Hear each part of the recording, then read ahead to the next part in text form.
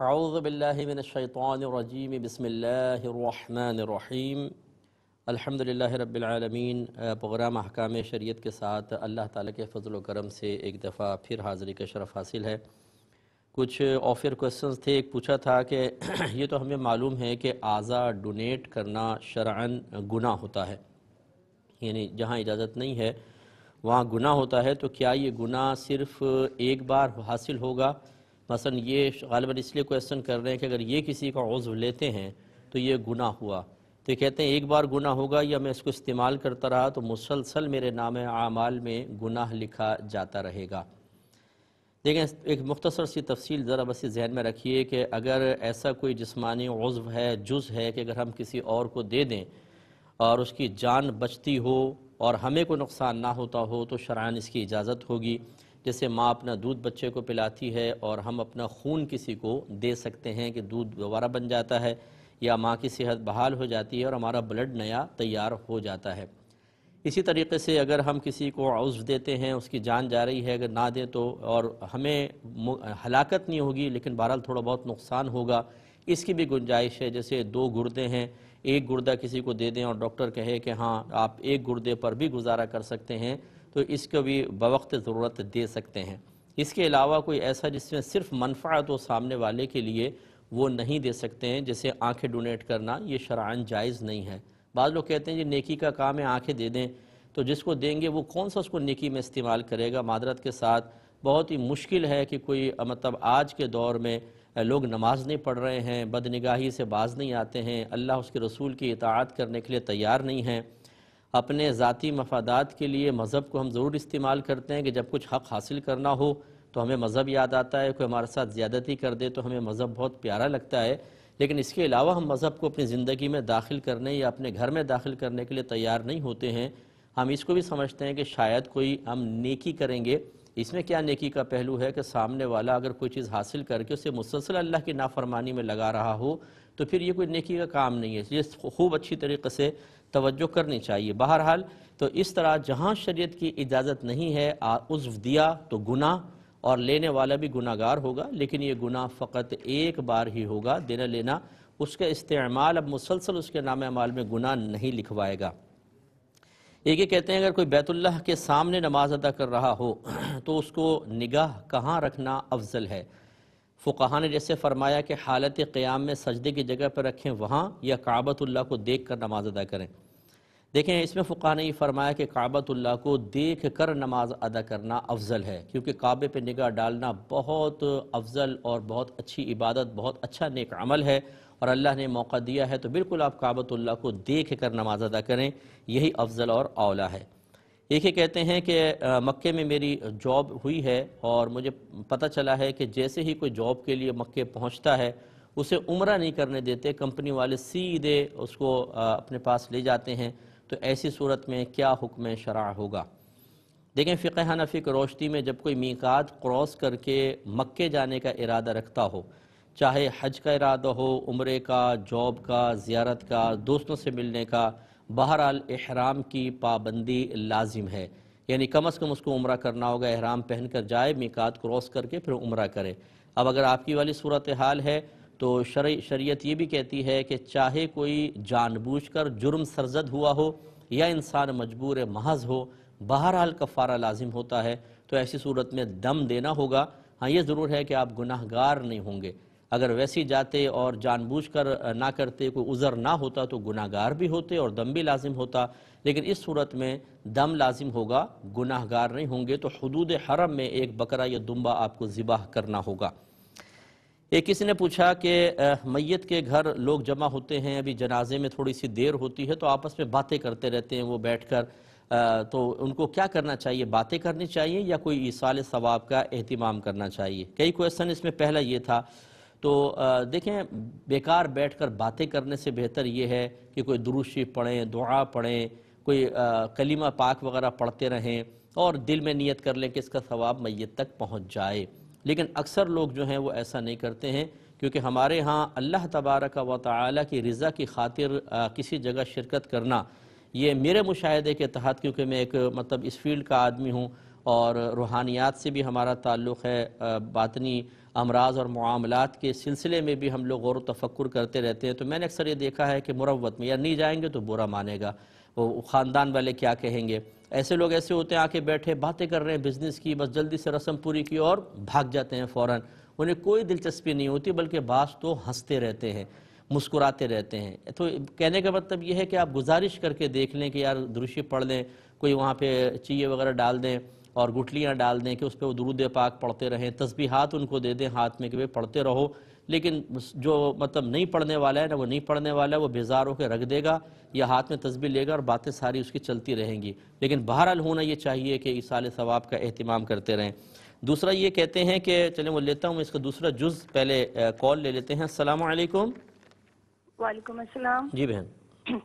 مفتی صاحب میں نے پوچھنا ہے کہ حیض کی حالت میں تسبیح پڑھتے ہیں، لیکن اگر لاکھ کا یا سوا لاکھ کا ختم ہوتا ہے یا درود تنجینہ کا ختم ہوتا ہے تو پڑھ کے اس ختم میں شمار کر سکتے ہیں؟ مطلب یہ حالت حیض میں ختم کر سکتے ہیں کہ نہیں؟ جی، تسبیح جیسے پڑھنا جائز ہے لیکن ختم گنتی جو کر کے ختم میں شمار کرتے ہیں اس طرح کر سکتے ہیں؟ چلیں میں بتاتا ہوں، بہرحال چلیے۔ اور دوسرا سوال ہے کہ حیض کی حالت میں ایصال ثواب کے لیے فاتحہ خوانی کی جاتی ہے، تو سورۃ فاتحہ اور سورۃ اخلاص تو نہیں پڑھ سکتے، تو پھر دعا میں کیا پڑھنا چاہیے؟ ٹھیک ہے، اور میں عرض کرتا ہوں ایک اور کالر ہے۔ السلام علیکم۔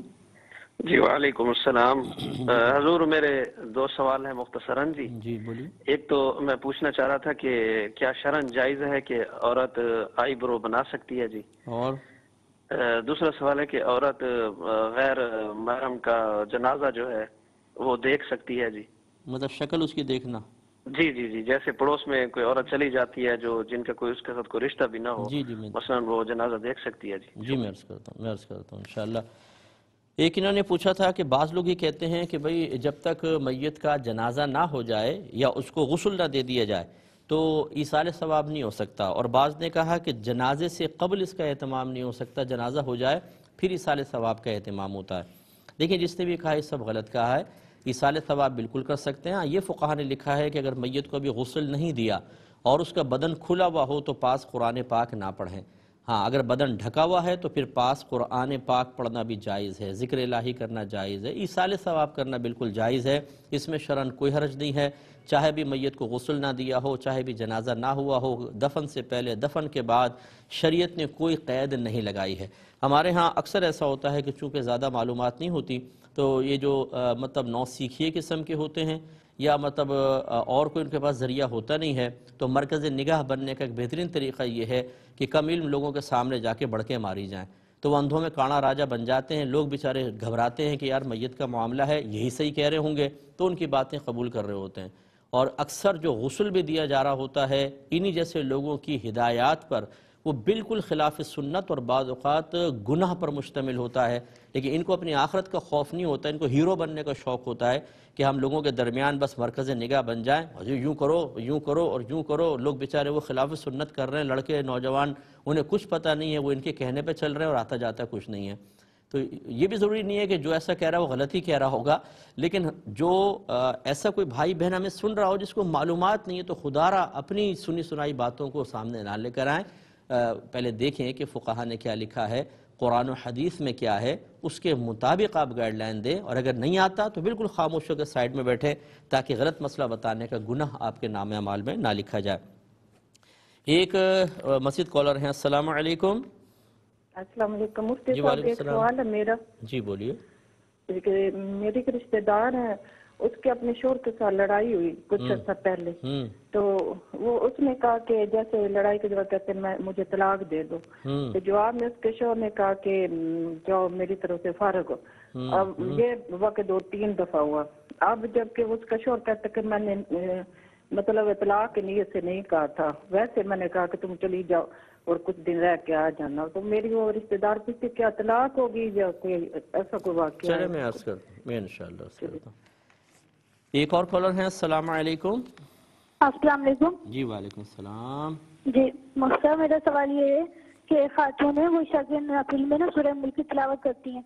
پر ان کے ساتھ مسئلہ یہ ہے کہ ان کے چہرے پہ بار بار کھجلی ہوتی ہے، تو وہ کرتی ہیں ہاتھ سینے پہ باندھ لیتی ہیں اور ایک انگلی اٹھا کے اور سر کو جھکا کے بار بار کھجلی کرتی رہتی ہے نا چہرے پہ، تو اب کیا اس طرح سے وہ یہ عمل کثیر کہلائے گا؟ کیا وہ نماز سے باہر ہو جائیں گی؟ نماز پڑھتے ہوئے؟ جی مفتی صاحب قیام میں ہوتی ہے نا جس وقت وہ، تو آپ سورہ ملک کا کیوں ذکر کیا آپ نے پہلے؟ تو مطلب وہ قیام میں نا سورہ ملک کی لمبی تلاوت اچھا لمبی تلاوت کی، ٹھیک ہے ٹھیک ہے، میں بتاتا ہوں بیٹا انشاءاللہ عرض کرتا ہوں۔ ایک ہی کویسچن کیا کہ ایک نوجوان کہتا ہے کہ میں فرض پڑھ چکا تھا تو جماعت قائم ہونے لگی تو امام صاحب نے کہا آپ جماعت میں شامل ہو جائیں، میں نے بتایا کہ میں فرض پڑھ چکا ہوں، تو وہ کہنے لگے نفل کی نیت سے آپ شامل ہو جائیں تو کیا حکم شرع ہوگا؟ دیکھیں اگر تو وہ نماز فجر کی تھی یا مغرب کی تھی یا عصر کی تھی تو پھر آپ شامل نہیں ہو سکتے، کیونکہ فجر کی آپ فرض ادا کر چکے ہیں، تو فجر کے بعد طلوع آفتاب سے پہلے کوئی نفل نماز آپ نہیں پڑھ سکتے، تو آپ جماعت میں شامل نہیں ہو سکتے ہیں۔ عصر کے بعد نوافل ہوتے نہیں ہیں، منع ہیں، آپ عصر کے بعد بھی نہیں پڑھ سکتے، اور مغرب میں اگر آپ جماعت میں شامل ہوتے تو 3 رکعت نفل ہوتی نہیں ہے، تو اس لیے یہ بھی جائز نہیں تھا۔ باقی ظہر اور عشاء کے اندر اگر امام صاحب نے مشورہ دیا تھا تو بالکل ٹھیک تھا کہ جماعت کی مخالفت کرتے ہوئے نکل جانے سے بہتر یہ ہے کہ جماعت کی موافقت اختیار کی جائے۔ اگر کبھی ایسا ہو جائے کہ آپ غلط فہمی میں نماز ادا کر چکے اور اسی کی جماعت قائم ہوئی اور وہ ظہر یا عشاء کی ہے تو آپ نفل کی نیت سے بالکل شامل ہو سکتے تھے، تو اب آپ خود فیصلہ کر لیں کہ آپ صحیح شامل ہوئے یا نہیں ہوئے۔ ایک مختصر سا بریک لیں گے، ہمیں یقین ہے آپ ہمارے ساتھ ہی رہیں گے۔ بسم اللہ الرحمن الرحیم۔ ایک ہم نے مسئلہ بیان کیا تھا کہ اگر والدین فوت ہو جائیں تو بڑے بھائی بہن جو ہیں وہ گویا کہ ماں باپ کے قائم مقام ہو جاتے ہیں اور ان کی ادب اور ان کی تعظیم کرنی چاہیے۔ اب ایک بہن نے اس پر یہ کویسچن کیا تھا کہ کیا اگر ماں باپ فوت ہو جائیں تو بڑے بھائی بہن کو آپ نے کہا کہ ماں باپ کی مثل ہو جاتے ہیں، تو کیا ان کو یہ حق حاصل ہے کہ وہ چھوٹے بہن بھائیوں سے جیسا چاہے مرضی سلوک کریں، انہیں ذلیل کریں، انہیں بے عزت کریں، ان پہ ظلم کریں، تو ہم ان کے سامنے خاموش رہیں؟ کیا حکم شرع ہوگا؟ دیکھیں والدین کا تو چونکہ ادب اور احترام اور ان کے حقوق نصوص قطعیہ سے ثابت ہیں، لہٰذا اس میں تو کوئی کلام نہیں کیا جا سکتا، لیکن بڑے بہن بھائیوں کے لیے جو حقوق ہیں ادب اور احترام کی نصوص ظنیہ سے ثابت ہیں، یعنی زن ہے، قرآن کے اندر قطعی طور پہ بیان نہیں ہوا ہے، لہٰذا یہ ان کے مقابلے میں یقیناً کم درجہ رکھتے ہوں گے۔ والدین کے بارے میں تو نبی کریم صلی اللہ علیہ وسلم نے یہی ارشاد فرمایا وَإِن ظَلَمَاهُ وَإِن ظَلَمَاهُ وَإِن ظَلَمَاهُ، یعنی اگرچہ وہ دونوں بچوں پہ ظلم کریں ان کے ساتھ اچھا ہی سلوک رکھنا ہوگا، لیکن بڑے بھائی بہن بہرحال اگر اس طرح کا نازیبہ سلوک رکھتے ہیں تو دائرہ ادب میں رہ کر آواز اٹھانے میں شرعاً کوئی حرج نہیں ہے، لیکن ان کا ادب ملحوظ رکھیں اور ان کو احساس دلائیں کہ آپ یہ غلط کر رہے ہیں۔ اور اگر کوئی بڑے بھائی بہن مجھے سن رہے ہوں کہ جن کے والدین فوت ہو گئے ہیں اور وہ اپنے چھوٹے بہن بھائیوں کو ظلم کے تحت لیے ہوئے ہیں، ان کے ساتھ نازیبہ سلوک کرتے ہیں، انہیں ذلیل اور بے عزت کرتے ہیں اور یہ سوچتے ہیں کہ یہ بے سہارا ہیں، ہمارے پاس سے کہاں جائیں گے، ان کو ہمارا ظلم برداشت کرنا ہی ہوگا، تو پھر یاد رکھیں کہ جس کا ظاہری کوئی سہارا نہیں ہوتا، اللہ تبارک و تعالی اور اس کے رسول کی تائید غیبی، ان کی مدد ان کے ساتھ بہت ہی زیادہ ہوتی ہے، اور پھر خدا نخواستہ ایسا نہ ہو کہ کسی کے دکھی دل سے آہ نکل جائے اور آپ کا بیڑا غرق ہو جائے۔ اس لیے قطعی طور پہ اپنے چھوٹے بہن بھائیوں کے ساتھ ایسا معاملہ نہ کریں، انہیں ادب کا حکم ہے اور آپ کو شفقت کا حکم ہے۔ اسی طرح انہوں نے دوسرا کویسچن یہ کیا کہ کیا والدین فوت ہو جائیں تو جو بہنیں ہیں ان کا نان نفقہ بھائیوں پر واجب ہے کہ نہیں ہے؟ اگر ہے تو اگر بھائی یہ کنڈیشن لگائے کہ نان نفقہ اس صورت میں دوں گا جب تم گھر کا سارا کام کرو گی اور پورا کام ہمیں کرنا پڑتا ہے، تو کیا حکم شرع ہوگا؟ دیکھیں پہلی چیز تو ایک نفس مسئلہ میں عرض کر دیتا ہوں کہ یہ شرعاً جائز نہیں ہے۔ نان نفقہ واجب تو شریعت نے کیا ہے، وہ ہم نے نہیں کیا، کسی نے نہیں کیا، تو بھائی کو اپنی بہنوں کی کفالت کرنی ہوگی، اگر وہ اس پر قدرت رکھتا ہے تو ان کو نان نفقہ دینا ہوگا بقدر ضرورت۔ نان نفقے میں کیا ہے؟ رہائش، کھانا پینا، لباس، اوسط درجہ، اگر اوسط درجے کا وہ ہے، مڈل کلاس سے تعلق رکھتا ہے تو اوسط درجے کا دے دے تو یہ کافی ہے، اور یہ غیر مشروط طریقے سے ہوگا، یہ نہیں کہ اس کے بدلے میں کام لے رہے ہوں۔ اور دوسرا شرعی مسئلہ یہ ہے کہ بہن بھائیوں پر کوئی اس طرح اگر نان نفقہ لے رہے ہیں تو اس کے بدلے میں گھر کا کام کرنا واجب نہیں ہے، شرعی مسئلہ تو یہ ہے۔ اب آ جائیں جو مطلب ہے کہ عرفاً ایک ماحول ہمارے ہاں چل رہا ہے کہ عمومی طور پر سب لوگ گھر کے کاموں میں مطلب اپنا اپنا حصہ ڈالتے ہیں، تو لہٰذا اگر بڑے بھائی کام کے لیے کہہ رہے ہوں تو اس میں کرنے میں کوئی حرج نہیں ہے۔ بعض اوقات جو بچیاں ہوتی ہیں وہ دیکھتی ہیں کہ بھائی اپنی بیوی سے کام نہیں کروا رہا، ہم سے کروا رہا ہے، اچھا اگر کروا بھی رہا ہے تو اس میں کیا ہو گیا؟ آپ تباہ ہو رہی ہیں، برباد ہو رہی ہیں، آپ کا جسم گھس رہا ہے، آپ بوڑھی ہو جائیں گی جلدی، آپ کا حسن ختم ہو جائے گا، ایسا نہیں ہوگا، بلکہ آپ فزیکلی طور پہ فٹ ہوں گی. آپ جب محنت کریں گی آپ کی بلڈ سرکولیشن زیادہ ہوگی انشاءاللہ، بشرطے کہ وہ جلنے کی وجہ سے نہ ہو، تو انشاءاللہ آپ کی صحت ہی اچھی ہوگی، آپ کے جوڑ مضبوط رہیں گے اور بڑھاپے میں اس کا آپ کو فائدہ ہوگا. لیکن ہمارے ہاں ایک جیلسی کا مادہ ہوتا ہے، ہم موازنہ کرنے کے بڑے عادی ہوتے ہیں کہ وہ ایسا کیوں نہیں تو مجھے کیوں، اور میں نہیں تو وہ کیوں. تو یہ چیز نہ کریں، آپ گھر کا کام کریں، ٹھیک ہے اگر وہ زیادہ کام بھی کرواتے ہیں ظلم نہ ہو، لیکن اگر کام کا کہتے ہیں تو خوش دلی کے ساتھ کریں. لیکن بہرحال نفس مسئلہ ہم نے آپ کو بیان کر دیا کہ نان نفقے کے بدلے میں یہ شرط لگانا کہ کام کرو گی تو نان نفقہ ملے گا، یہ غلط ہے. بھائی پر نان نفقہ واجب ہوگا، چاہے بہنیں کام نہ کریں، نہیں دے گا تو گناہ گار ہوگا. ایک یہ کسی نے پوچھا تھا کہ ایک بچہ مردہ پیدا ہوا، لوگوں نے نہ اس کو نہلایا نہ اس کو کسی کپڑے میں لپیٹا، ڈائریکٹ ایسے کیسے دفن کر دیا، کیا یہ صحیح ہے؟ نہیں، یہ تو صحیح نہیں، اتنا سب کچھ صحیح نہیں ہوا، سب کچھ غلط بھی نہیں ہوا. دیکھیں مردہ بچہ پیدا ہو تو اس کا نام ضرور رکھنا چاہیے. پہلی بات یہ کہ نام رکھیں، یہ بچہ بروز قیامت زندہ ہوگا، جیسے سارے لوگ زندہ ہوتے ہیں ایسے اس بچے کو بھی زندہ کیا جائے گا اور وہاں پہ اس کو نام سے پکارا جائے گا. تو نام ضرور رکھیں. لیکن جو بچہ مردہ پیدا ہوتا ہے نہ اس کو نہلانے کا حکم ہے، نہ باقاعدہ کفن پہنانے کا حکم ہے، نہ اس کا کوئی جنازہ ہوتا ہے. ہاں لیکن یہ ضرور ہے کپڑے میں لپیٹ کر اس کو کہا ہے کہ اس کی بھی باقاعدہ ایک قبر بنائی جائے، تو کپڑے میں لپیٹنے چاہیے تھا. لیکن اگر کسی نے نہیں لپیٹا ویسے بھی دفنا دیا تو ہم یہ نہیں کہیں گے کہ گناہ گار ہوئے، کیونکہ یہاں کفن دینا واجب نہیں تھا، وہ کفن ہے ہی نہیں اس کا. لیکن بہرحال غیر مناسب کام ضرور کیا، ایسا نہیں کرنا چاہیے تھا. ایک بھائی نے کہا کہ میری زوجہ ہیں اور میری 5 بیٹیاں ہیں، تو میرے کچھ رشتہ دار ہیں جو بہت ظالم اور جابر قسم کے ہیں. میں نے کچھ اپنی زرعی زمینیں بیچ کر رہائشی پلاٹ وغیرہ خریدے ہیں. مجھے خوف یہ ہے اگر میں مر جاتا ہوں تو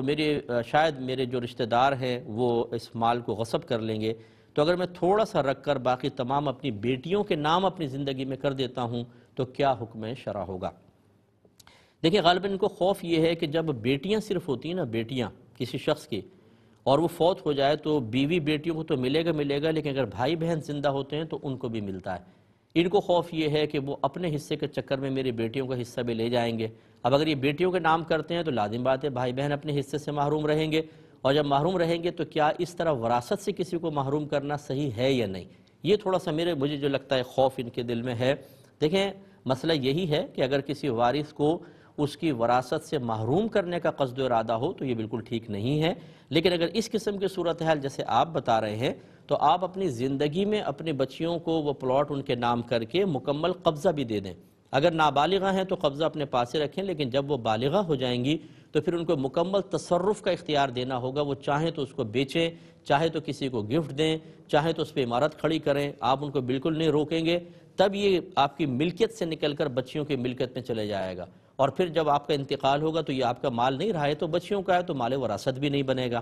لیکن اگر آپ نے صرف ڈاکومنٹیشن کی اور ان کے قبضے میں نہیں دیا، انہیں اختیار نہیں دیا، تو یہ آپ کے ملکیت سے نکل کر بچیوں کی ملکیت میں نہیں جائے گا. اب پاکستانی قانون کے اعتبار سے تو بچیاں اس کی مالکہ کہلائیں گی کہ ڈاکومنٹس بنیں، لیکن آپ چونکہ شرعی مسئلہ معلوم کر رہے ہیں، شرعاً یہ آپ کی بچیوں کی ملکیت نہیں بنے گا، تو لہٰذا اس پہ پھر آپ کے بھائی بہنوں کا بھی حصہ ہوگا. تو خلاصہ کلام یہ ہے کہ یہاں چونکہ کسی کو وراثت سے محروم کرنا نہیں بلکہ اپنے قریبی ورثاء کو ظلم سے بچانا مقصود ہے، تو اپنی زندگی میں بچیوں کے نام کر دیں، اور جب وہ بالغہ ہوں تو ان کو بتا دیں اب مکمل تصرف کا اختیار رکھتی ہیں، اور امید ہے کہ بچیاں مطلب آپ کے مشورے سے ہی کام کریں گی. اس طرح آپ کی جو پراپرٹی ہے محفوظ ہو جائے گی، اور کوئی اس میں ظلم اور جبر کے ذریعے آپ کے قریبی ورثاء کو محروم نہیں کر سکے گا، تو شرعی طور پر ٹھیک رہے گا. ایک یہ کہتے ہیں کہ کیا نابینا شخص کی امامت جائز ہے؟ تو جی بالکل جائز ہے، وہ پڑھا سکتا ہے بشرطے کہ اس کو طہارت وغیرہ کے مسائل اچھی طرح آتے ہوں اور وہ طہارت کا اہتمام بھی کر سکتا ہو. کیونکہ بہرحال نابینا شخص جو ہے اس کو ناپاکی نظر نہیں آئے گی، اگر وہ پیشاب کر رہا ہے یا کچھ مسئلہ ہے تو چھینٹیں پڑ گئی ہیں نہیں پڑ گئی ہیں یہ نظر نہیں آئے گا، تو اس لیے تھوڑا سا شک تو پڑتا ہے. لیکن بہرحال اگر کوئی ان چیزوں میں یوز ٹو ہے اور عرصہ دراز سے وہ کر رہا ہے اور وہ امام صاحب ہیں، امامت ان کی بالکل ٹھیک ہے. ہاں اگر قوم کو شکوک و شبہات پیدا ہوتے ہوں، وساوس پیدا ہوتے ہوں، تو پھر بہتر یہ ہے کہ ان امام کی جگہ کسی اور کو امام بنایا جائے. پہلے بھی کے کویسچن لے لیتے ہیں پھر میں باقی آفر کویسچن لوں گا. یہ بچی نے پوچھا ہے کہ حیض کے حالت میں تسبیحات وغیرہ تو ہم پڑھ سکتے ہیں، لیکن جو 1.25 لاکھ کا ختم ہوتا ہے کیا یہ بھی حالت حیض میں پڑھ سکتے ہیں؟ دیکھیں 1.25 لاکھ کا ختم اگر کلمہ پاک کا ہے، درود پاک وغیرہ پڑھ رہے ہیں تو ہو جائے گا، لیکن آیت کریمہ اس حالت میں بھی نہیں پڑھ سکتے ہیں، کیونکہ بہرحال وہ ایک آیت ہے اور حالت حیض میں نہیں پڑھی جا سکتی ہیں، تو بہرحال چاہے ختم کے طور پہ تسبیحات پڑھ رہی ہوں، ویسے ہی آپ پڑھ رہی ہوں تو حالت حیض میں پڑھی جا سکتی ہیں۔ دوسرا انہوں نے کہا کہ اسی حالت میں ایصال ثواب کیا جاتا ہے، تو بعض وقت فاتحہ خوانی بھی ہوتی ہے، اس میں الحمد شریف پڑھتے ہیں، سورہ اخلاص پڑھتے ہیں، تو ہم تو نہیں پڑھ سکتے تو کیا کریں؟ جی ہاں بالکل، آپ حالت حیض میں الحمد تو پڑھ سکتی ہیں، اگر صرف آپ ثنا کی نیت سے پڑھیں، دعا کی نیت سے پڑھیں، اللہ کی تعریف کی نیت سے پڑھیں، قرآن کی نیت سے نہ پڑھیں تو الحمد شریف تو پڑھی جا سکتی ہے، لیکن سورہ اخلاص نہیں پڑھ سکتے ہیں۔ ہاں سورہ اخلاص میں سے لفظ قل ہٹا کر پھر آگے هو اللہ احد سے آپ پڑھیں اور صرف اللہ کی ثنا کا ارادہ کریں، قرآن پڑھنے کا ارادہ نہ کریں تو بھی اس کی گنجائش نکل سکتی ہے، لیکن لفظ قل اگر ملا لیا تو اس کا قرآن ہونا متعین ہو گیا، اب آپ کی نیت سے وہ غیر قرآن نہیں بن جائے گا، اس کو نہیں پڑھ سکتے ہیں۔ تو یہ تو ایک نفس مسئلہ تھا۔ خلاصے اور جواب کا خلاصہ یہ ہے کہ کس نے کہا کہ اگر آپ ایصال ثواب کرنا چاہتے ہیں تو ضرور الحمد شریف ہی پڑھنی ہوگی اور آپ کو سورہ اخلاص ہی پڑھنی ہوگی؟ کوئی بھی چیز پڑھ کر ایصال ثواب کر سکتے ہیں، تو لہٰذا جیسے الحمد آپ کو بتائی کہ اس کو آپ ثنا اور دعا کی نیت سے پڑھ لیں اور آیت الکرسی ساتھ میں پڑھ دیں، وہ بھی ثنا کی نیت سے، تمام اللہ کی مدح و ثنا پر مشتمل ہیں، اس کو ایصال ثواب، اس کا ثواب ایصال کر دیں، انشاءاللہ آپ کا مقصود بھی پورا ہوگا اور آپ گناہ سے بھی محفوظ رہیں گی۔ بھائی نے پوچھا کہ عورتوں کو شرعاً آئی بروز وغیرہ بنانا جائز ہے یا نہیں؟ تو دیکھیں بارہا اس کا جواب دیا، نبی کریم صلی اللہ علیہ وسلم نے چہرے کے بال نوچنے والی عورت پر لعنت فرمائی اور اس کا اطلاق بھووں کے اوپر بھی رکھا گیا ہے، تو لہٰذا علماء نے ارشاد فرمایا کہ اگر کوئی عورت قبول صورت ہے، وہ حسین بننے کے لیے یا پہلے ہی خوبصورت ہیں، مزید خوبصورت بننے کے لیے اس طرح کریں تو اس وعید کا شکار ہوں گی کہ ان پر اللہ تبارک و تعالی کی لعنت ہوگی۔ لیکن نبی کریم نے للحسن کی قید لگائی کہ حسین بننے کے لیے، اس لیے فقہا فرماتے ہیں اگر کوئی غیر شادی شدہ بچی ہو اور اس کی بھویں ایسی ہوں کہ اس کی وجہ سے جو رشتے کے لیے دیکھنے آتے ہیں وہ اس کو پر مطلب آبجیکشن کرتے ہیں اور اس کی وجہ سے رشتے کا انکار ہو جاتا ہے، یا شادی شدہ عورت ہے اور اس کے شوہر کی اس کی وجہ سے بے رغبتی پیدا ہوتی ہے، شوہر کے قلب میں بے رغبتی پیدا ہوتی ہے، تو انہیں بقدر ضرورت اپنی بھووں کو سیٹ کروا لینا، اتنا کہ بے رغبتی سے رغبت کی طرف آ جائیں، یہ قبیح ہونے کی طرف سے تھوڑا سا صحیح یا قبول صورت ہونے کی طرف آ جائیں، اس میں کوئی حرج نہیں ہے، یہ کر سکتے ہیں، تو ہر بہن اپنے بارے میں خود فیصلہ کر سکتی ہیں۔ ایک مختصر سا بریک لیں گے، ہمیں یقین ہے آپ ہمارے ساتھ ہی رہیں گے۔ بسم اللہ الرحمن الرحیم۔ ایک کویسچن یہ کیا تھا کہ کیا کوئی عورت غیر محرم شخص کا اگر جنازہ ہے تو اس کی شکل دیکھ سکتی ہے کہ نہیں؟ جیسے محلے میں کوئی فوت ہو جاتے ہیں تو بالکل دیکھ سکتی ہے، کیونکہ عورت کے نظر میں اور مرد کی نظر میں فرق ہے۔ مرد نامحرم عورت کو صحیح نیت سے بھی نہیں دیکھ سکتا، منع کیا ہے، لیکن عورت مرد کو دیکھ سکتی ہے بشرطے کہ کوئی نیت میں فساد نہ ہو۔ اگر بری نیت سے دیکھے گی تو منع ہے، ویسے نگاہ ڈالنا عورت کے لیے جائز ہے، تو جنازہ بھی عورت دیکھ سکتی ہے، اگرچہ افضل اور اولیٰ ہے کہ نہ دیکھے، لیکن دیکھیں گی تو کوئی گناہ گار نہیں ہوں گی۔ ایک ہی کہتی ہیں کہ میاں بیوی میں لڑائی چل رہی تھی، بیوی نے مطالبہ کیا مجھے طلاق دے دو، شوہر نے کہا جاؤ میری طرف سے تم فارغ ہو، ایسا 2 یا 3 مرتبہ ہوا، کیا حکم شرع ہے؟ دیکھیں لفظ فارغ جو ہے وہ طلاق کے معاملے میں لفظ صریح ہے، یعنی نیت کرے نہ کرے طلاق واقع ہوگی، بشرطے کہ طلاق واقع نہ ہونے پر کوئی واضح قرینہ موجود نہ ہو۔ مثال کے طور پر اور بیوی کہہ رہی تھی بے مجھے کوئی ماسی رکھ دو، میں بڑی پریشان ہوتی ہوں، میرا ٹائم بہت لگتا ہے، شوہر ماسی رکھ کے کہتا ہے لو اب تو تم فارغ ہو، ہم نے تمہیں فارغ کر دیا ہے، تو یہ تو ایک چلے ماسی کے بارے میں کلام ہے، یہ اس لفظ فارغ سے طلاق نہیں ہوگی۔ لیکن جب لڑائی جھگڑا ہو رہا ہو یا عورت مطالبہ طلاق کر رہی ہو یا کوئی ویسے پوچھے یار بیوی کا کیا ہوا تمہارا، اس نے کہا میں نے تو اس کو فارغ کر دیا، تو ان تمام صورتوں میں لفظ فارغ استعمال ہوگا، نیت ہو یا نہ ہو طلاق واقع ہوگی۔ لہٰذا ہمارا مشورہ یہ ہوگا کہ یہ بہن جو ہیں چاہے تو میرا نمبر یہاں سے لے لیں اور مجھے یہ مسئلہ ہم سے کانٹیکٹ کر لیں، ہم اس پہ ریٹن فتویٰ دے دیں گے، یہ قریب کوئی بھی اچھا مستند اہل سنت کا دارالافتاء ہو وہاں چلی جائیں، یہ مسئلہ لکھ کر لے کر جائیں اور وہاں سے اس پہ ریٹن فتویٰ لے لیں، کیونکہ صورتحال پوری یہ دیکھنی پڑے گی۔ یہ تو میں نے ایک اجمالی طور پہ بتا دیا کتنے عرصے میں طلاق ہوئی تھی، بیچ میں کیا لفظ کہے تھے، جاؤ کے لفظ سے بھی طلاق واقع ہو سکتی ہے، یہ تمام چیزیں پھر وہ ریٹن فتوے میں آپ کو ملیں گی۔ صرف زبانی میرے کال کے اوپر فوری طور پہ کوئی فیصلہ مت کیجیے گا، کیونکہ تمام صورتحال ہمارے سامنے نہیں ہے۔ جب آپ لکھ کر دیتے ہیں تو اس پہ کراس کویسچن مفتی صاحب کرتے ہیں اور جو چھپی ہوئی باتیں ہیں، پوشیدہ باتیں ہیں، یا جو باتیں بعض اوقات سائل کو نہیں محسوس ہوتا کہ یہ اہم ہیں لیکن ہوتی ہیں، وہ پوچھ لی جاتی ہیں اور پھر ایک ریٹن فتویٰ مرتب ہوتا ہے۔ اس لیے میرا آپ سب کو مشورہ ہوگا، طلاق کا معاملہ ہو یا وراثت کا معاملہ ہو، یا ہمیشہ ریٹن فتویٰ لیں، اس پہ لکھا ہوا فتویٰ لیں۔ زبانی فتاویٰ میں غلط فہمی پیدا ہونے کے امکانات ہوتے ہیں۔ ایک کالر ہیں۔ السلام علیکم۔ جی وعلیکم السلام جی بھائی۔ ورحمۃ اللہ وبرکاتہ۔ صاحب میرا ایک مسئلہ ہے۔ جی میرا یہ مسئلہ ہے کہ ایک شخص کہتا ہے کہ میں 3 سال سے نماز پڑھا رہا ہوں اور مقتدی میرے ساتھ معالی مدد نہیں کر رہے، تو امامت چھوڑنے کا دل بھی نہیں کرتی کیونکہ 5 وقت نماز میں مسجد میں آنا جانا ہوتا ہے، اذان وغیرہ دیتا ہوں تو میرا گزارا نہیں ہو رہا۔ اور دوسرا سوال میرا یہ ہے کہ بچوں کو میں ٹیوشن پڑھاتا ہوں، جس کمرے میں قرآن پاک پڑھاتا ہوں، جس کمرے میں میں داخل ہوتا ہوں ادھر سگریٹ کی بدبو وغیرہ ہوتی ہے، کیا میرا پڑھانا درست ہوگا یا نہیں ہوگا؟ یعنی گھر میں جا کے پڑھاتے ہیں؟ جی نہیں، دفتر ہے اتاق۔ اچھا اچھا۔ اور تیسرا سوال میرا یہ ہے کہ نماز میں برے خیالات آتے ہیں۔ ٹھیک ہے، میں بتاتا ہوں۔ ایک اور کالر ہیں۔ السلام علیکم۔ وعلیکم السلام جی۔ جی یہ مفتی صاحب جی، میں آپ سے سوال کرنا چاہتا ہوں، یہ ایک آدمی نے اپنے بیوی کو 3 طلاق ایک ساتھ ہی دے دیے ہیں، پھر اچھا اس کے بعد وہ 3 مہینے کے بعد بولتا ہے کہ میں اس کو دوبارہ اپنا مطلب حق میں لانا چاہتا ہوں، آیا کیا کہ اس کو کیا یہ ہو سکتا ہے یا نہیں ہو سکتا ہے؟ ٹھیک ہے، میں بتاتا ہوں انشاءاللہ۔ ایک کویسچن یہ کیا تھا کہ ایک خاتون ہیں، وہ نماز طویل پڑھتی ہیں، اس میں سورہ ملک کی تلاوت کرتی ہیں، بیچ میں بڑی ان کو کھجلی وغیرہ ہو جاتی ہے تو وہ اس طرح تھوڑا منہ نیچے کر کے اس طرح ہاتھ اٹھا کے کر لیتی ہیں، تو کیا حکم شرع ہوگا؟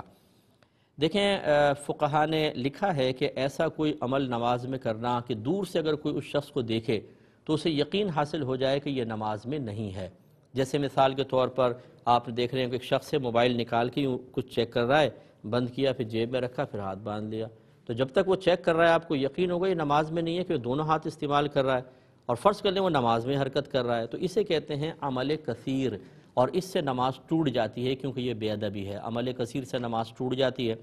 اور اگر ایسا ہے کہ جیسے بعض اوقات موبائل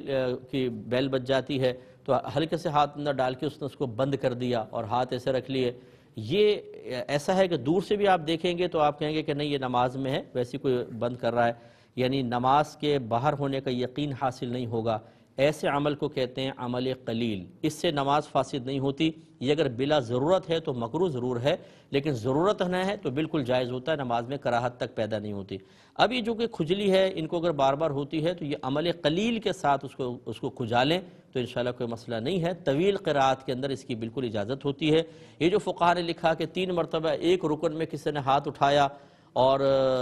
کھجایا ہوا تو اس کی نماز فاسد ہو جائے گی، یہ اس صورت میں جب بلا ضرورت ہو یا بار بار اتنے قریب اس نے بار بار ہاتھ اٹھایا کہ دیکھنے میں ایسا لگے کہ وہ نماز سے باہر ہے، وہی جو عمل کثیر جس کو میں کہہ رہا ہوں تو ہوگا۔ ورنہ دیکھیں جو حافظ ہوتے ہیں تراویح پڑھ رہے ہیں، اگر اس نے تراویح شروع کی ہے اور ایک سوا سپارہ پڑھنا ہے، شروع میں کھجلی ہوئی اس نے کھجا لیا، پھر کم از کم 5-7 منٹ کی تلاوت کرنے کے بعد پھر کھجلی ہوئی ہلکا سا کھجا لیا، پھر 10 منٹ بعد پھر اس کو کھجلی اس نے کھجا لیا، ویسے تو 3 دفعہ ہاتھ اٹھ گیا، لیکن کون یہ دیکھ کے کہہ سکتا ہے کہ نماز سے باہر ہے یہ یا نماز میں نہیں ہے؟ یہ تو اس کو عمل قلیل میں ہی شمار کرنا چاہیے۔ اور آج کل میں اکثر ہمارا مشاہدہ یہ ہے جو کالج کے یونیورسٹی کے بچے ہیں، اسکول کے بچے ہیں، اتنا کھجاتے ہیں، کبھی یوں کریں گے، کبھی یوں کریں گے، کبھی بال اپنے یہ سیٹ کریں گے نماز کے اندر۔ اگر یہ ان مسائل کو بنیاد بنا کر فساد نماز کا حکم دیا جائے تو بہت ساروں کی نماز فاسد ہوگی۔ اب یہ نہیں کہ ان کو شترے بے مہار چھوڑ دیا جائے، انہیں سمجھایا جائے، نفس مسئلہ یہی بیان کیا جائے جو فقہا نے لکھا ہے، لیکن بہت زیادہ سخت حکم لگانا ایسی صورتوں میں، اور خاص طور پہ جیسے خاتون نے حکم دیا ہے، یہ آج کل کے دور کے اعتبار سے ہمیں مناسب محسوس نہیں ہوتا، تو اس لیے ہم یہ حکم دیتے ہیں کہ عمل قلیل کے ساتھ اگر کیا ہے تو 3 دفعہ سے زیادہ بھی اگر ہاتھ اٹھ گیا کہ رکن میں تو اس کی گنجائش نکلے گی۔ ایک ہی کہتے ہیں کہ ایک شخص ہے 3 سال سے نماز پڑھا رہا ہے لیکن کوئی اس کو جیسے تنخواہ وغیرہ نہیں دے رہے ہوں گے، اب کہتا ہے کہ میں کیا کروں، گزارا بھی نہیں ہو رہا اور نماز پڑھنے تو میں نے آنا ہی ہوتا ہے، تو میرا دل بھی نہیں چاہتا کہ میں نماز چھوڑ دوں، کہ اذان بھی وہ دے دیتا ہے، نماز بھی پڑھا دیتا ہے، کیا حکم شرع، کیا کروں؟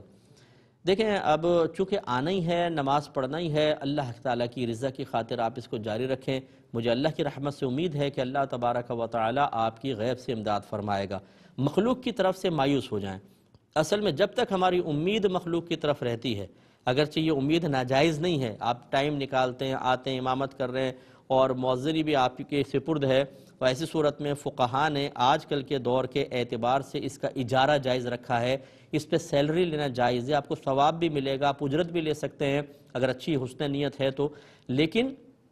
اگر آپ اللہ تبارک و تعالیٰ کی رضا کی خاطر کریں اور امید اللہ کی طرف لگا کر رکھیں، مخلوق کی طرف نہیں، تو انشاءاللہ اللہ تعالیٰ بڑی برکت دے گا اور آپ کے مسائل ضرور حل ہوں گے۔ ہوتا یہی ہے کہ ہم پوری امید مخلوق کی طرف لگائے رکھتے ہیں، ہم اس کو راضی کرتے ہیں، چودھری صاحب راضی ہو جائیں، سردار صاحب، وڈیرا صاحب راضی ہو جائیں، یہ سیٹھ صاحب راضی ہو جائیں، یہ ہمارا بعض اوقات مطمع نظر ہوتا ہے جس کی وجہ سے ہم برکات سے محروم ہوتے ہیں۔ اللہ کی طرف متوجہ ہوں، اللہ کے لیے کام کریں، اللہ تعالیٰ غیب سے روزی کے دروازے کھولے گا انشاءاللہ۔ یہ کہتے ہیں یہ بچوں کو پڑھاتے ہیں تو کسی اوطاق وغیرہ میں جاتے ہیں تو وہاں سگریٹ کی سمیل بہت زیادہ ہوتی ہے، وہاں قرآن پڑھانے کی کیا شرعی حیثیت ہے؟ دیکھیں ایسی جگہ قرآن کی تلاوت کرنا مکروہ ہے، بدبودار مقام پہ، گندی جگہ پر نہیں ہونا چاہیے۔ آپ ان کو منع کریں کہ بھئی یہاں سگریٹ وغیرہ کوئی نہ پئیں، یہاں قرآن پڑھایا جاتا ہے، اور یا پھر آپ بچوں کو لے کے کہیں سائیڈ میں، چاہے درخت کے سائے کے اندر بیٹھ جائیں، لیکن اس گندے مقام پر جہاں سگریٹ کی اتنی اسمیل پھیلی ہو وہاں پر بچوں کو قرآن نہ پڑھائیں تو یہ افضل اور اولیٰ ہے۔